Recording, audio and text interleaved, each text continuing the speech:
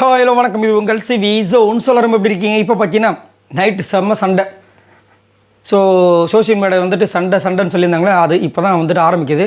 So எனக்கு தெரிஞ்சு காலையில் கண்டிப்பாக பெரிய சண்டை வெடிக்கிறதுக்கு வாய்ப்புகள் எக்கச்சக்கமாக இருக்குது. ஏன் அப்படின்னா, எஃப்ஜே ஒரு சரியான ஒரு சகுனி வேலையை பார்த்துட்டாப்புல. ஆல்ரெடி கமருதீனுக்கு உங்களுக்கே தெரியும் கமருதீனை பற்றி. இவருக்கு வந்துட்டு விஜய் பார்வதி கூட இருக்கும்போது ஏதாவது பிரச்சனை வந்துச்சுன்னா அதுக்கு காரணம் விஜய் பார்வதி தான் அப்படின்னு எப்பயுமே சொல்லக்கூடிய ஆள். இப்போ உண்மையிலேயே பார்த்தீங்கன்னா இந்த பைக் விஷயம் 2 பேருமே மாட்டினாங்க. ஆனால் வந்து கடைசியில் என்ன ஆகிடுனா இந்த பொண்ணால் தான் வந்துச்சுன்னு சொல்லிட்டு அது கண்டிப்பார். இது வாடிக்கை நடக்கிற விஷயங்கள் தான். அது நேற்று எபிசோட் முடியும் போதே கமருதீன் வந்து சொல்லியிருப்பார், இதுக்கப்புறம் பேச வேணாம்னு. அவங்களும் வருத்தப்பட்டிருப்பாங்க.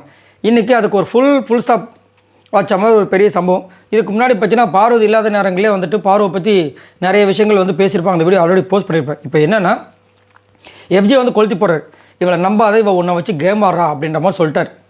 யாரை? கமருதீனை வந்துட்டு விஜய் பார்வதி பக்கத்தில் இருக்கே, அதை நம்பாத. விஜய் பார்வதி சொல்கிறாங்க, அதை நம்பாத, தயவு செஞ்சு அவன் நம்மளை ஏற்றி விட்றான், நான் என்றைக்கு அந்த தப்பை பண்ண மாட்டேன் அப்படின்னு சொல்லும்போதே அவர் என்ன சொல்கிறாரு, எனக்கு என்னமோ அவன் சொல்கிறது கரெக்டுன்ற மாதிரி தோணுது. நம்ம சொன்னோடனே அப்போ போப்பா, சரிப்பா, நீ அப்படி நம்பிக்கைப்பான்னு சொல்லிட்டு அவங்களுக்கு என்ன பண்ணுறாங்க, நீ அதை வந்து வக்கீல எனக்கு வாதாண்டா பற்றியா, அதுலேயே எனக்கு தெரிஞ்சிச்சு நீ என்ன பண்ண எனக்கு அப்படின்னும் போது என்ன பண்ணிட்டாங்க அப்படின்றாரு. நீ எதுவுமே பண்ணல, அப்புறம் எதுக்கு சார் கேட்டார் அப்படின்னா, சார் கேட்டார்னா போய் சாரை கேளியா எங்களை கேட்குறேன்னு கத்துறாரு. அப்போ அப்படியே இதுவாகிடுச்சு. உடனே வந்துட்டு எஃப்ஜி நடுவில் வந்து சொருவார், பார்த்தியா மச்சான் எவ்வளோ அசால்ட்டாக என்கிட்ட காசை வாங்கிட்டு நீ அரோராக்கு வேலை பார்த்தன்றதை நைஸாக சொல்லி கலாச்சா போச்சானோன்னு, ஏய் ஏன்டா நீ இந்த மாதிரி தேவலாம் ஏற்றி வரப்பா, நான் சாப்பிட போகிறேன்ப்பான்னு போகிறவங்களே ஒரு கலாக்கு பாரு, என்னால் அவ்வளோ தான் பண்ண முடியும், சரியா, நான் 2 பேருக்கு ஜஸ்டிஸ் தான் பண்ணியிருக்கேன், இதுக்கு மேலே என்னால் எதுவும் பண்ண முடியாது அப்படின்போது அவங்க டென்ஷன் ஆகிடுறாங்க. எதுக்குடா இப்போ தேவலாமல் பேசிகிட்டு இருக்கேன், நான் உன்னை பற்றி எதுவுமே சொல்லவே இல்லையே அப்படிங்கும்போது திரும்ப அவர் பொங்க ஆரம்பிச்சிட்டார். அவ்வளோதான். என்ன சொல்கிறாரு, இவன் சொல்கிறத கேட்டுட்டு நீ எங்களை சண்டை போடுற பார்த்தியா அப்படின்னு சொல்லும்போது அவர் சொல்லிடுறார். என்ன சொல்கிறாருன்னா, இல்லைம்மா உனக்கு வாட்டர்மெலன் சொன்னாவே நீ நம்புவ, இப்போ விஜய் சேதுபதி வர சொல்லிட்டாரு, நீ நம்ப தான் செய்வேன், நான் திரும்ப என்கிட்ட கேட்பா, அவருக்கு சொல்கிறது தான் வேலை, அதுக்குன்னு வந்து நீ வந்து என்கிட்ட திரும்ப வந்து பொங்காத இந்த மாதிரி சொல்லும்போது வினோத் கரெக்டாக சொல்லிட்டார், டேய் அவன் வந்துட்டு விஜய் பார்வதி மேலே இருக்கிற வெறுப்பை வந்து ஓம் பக்கம் திருப்புறான், நீ வந்துட்டு தேவலாமல் அதை வந்து விஜய் பார்வதிகிட்ட பேசுகிற பார்த்தியா அப்படின்போது இவங்க எப்பா இனிமேல் உங்ககிட்ட பேச முடியாது, நான் கிளம்புறேன்னு சொல்லிட்டு அவங்க ஒரு மாதிரி டென்ஷன் ஆகிட்டு அப்படியே அங்கேருந்து கிளம்புறாங்க. அதுவும் என்ன சொல்லி கிளம்புறாங்கன்னா, கடைசியாக இதான் உலகன்ட்டு போகிறாங்க. எவ்வளோ கஷ்டமாக இருக்குது. என்னென்னா, கமருதீனை கலாய்க்கும் போது அந்த இடத்துல விஜய் பார்வதி நின்று இருக்காங்க. இந்த வாரம் முழுக்க அதான் நடந்திருக்கு. எஃப்ஜே சண்டை போடும்போதும் சரி, எல்லா இடங்களையும் எடுக்கிறாங்க. ஆனால் கமருதீனுக்கு என்ன பேர், இது வரைக்கும் உங்களை நம்பி வந்தவங்களை நீங்கள் எப்பயுமே விட்டு கொடுக்க மாட்டீங்க, ஸ்டாண்ட் பண்ணுவீங்கன்னு. இப்போ என்ன பண்ணிட்டு இருக்காரு இவர், ஒரு பிரச்சனை வந்தவொடனே விட்டு கொடுத்துட்டு போகிறார். அப்புறம் எதுக்கு அந்த பேர் அவருக்குன்னு கேட்குறேன் நான். புரியுதுங்களா?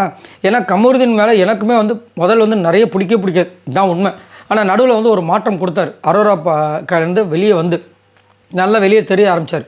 ஆனால் இப்போ ஒரு பிரச்சனைன்னு வந்தவொடனே டப்புன்னு போகிறார் பார்த்தீங்கன்னா. ஆனால் பிரேக் விடலாம், ஆனால் பிரேக் விட்டதுக்கு அப்புறமா தனியாக போனதுக்கப்புறமா மறுபடியும் முன்னாடி பண்ணார் பாருங்க. விஜய் பார்வதி அப்பா வந்து கிரிமினல் ஆகிடுச்சான், அவங்க ஃபேமிலி கிரிமினல் ஆகிடுச்சான், அதை வந்து சொல்கிறான், நாங்கள் எங்கள் ஊர் அந்த மாதிரியா விக்ரம் கிட்ட இதெல்லாம் மாதிரி கமருதீனை பற்றி ஒரு வார்த்தை விஜய் பார்வதி யார்கிட்ட சொல்லியிருப்பாங்களா, அவங்க ஃபேமிலி இப்படியா, அவங்க அக்கா அப்படியா, இதாக சொல்லியிருப்பாங்களா?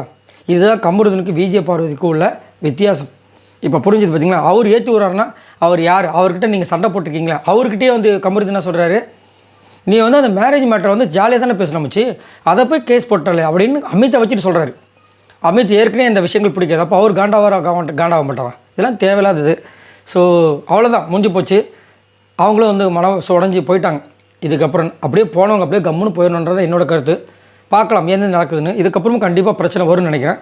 இதை பற்றி உங்களோட கருத்துக்களை சொல்லுங்கள். ஏன் கமருதீனோட அந்த கேம் வந்து மாறி ஜிக்ஸாக்காகவே இருக்குது. ஒன்று இந்த சைடு நிற்கணும், யார் விஜய் பார்வதி சைடு, இல்லை அரோரா சைடு நிற்கணும். ஆனால் அரோரா இவரை பற்றி எவ்வளோ மட்டமாக பேசியிருக்காங்கன்ட்டு நம்மளுக்கு தெரியும், என்னென்ன வார்த்தைகள் யூஸ் பண்ணியிருக்காங்கன்ட்டு. நம்மளை பிளாக்மெயில் பண்ணுறான் அது இதுன்ட்டு. நான் அந்த வார்த்தையில் சொல்ல விரும்பலை, பட் சொல்கிறேன். இதுதான் உலகம் இல்லை, விஜய் பார்வதி சொல்கிறது கரெக்டாக இருக்குது. இதை பற்றி உங்களோட கருத்துக்களை சொல்லுங்கள். பாய் நண்பர்களே.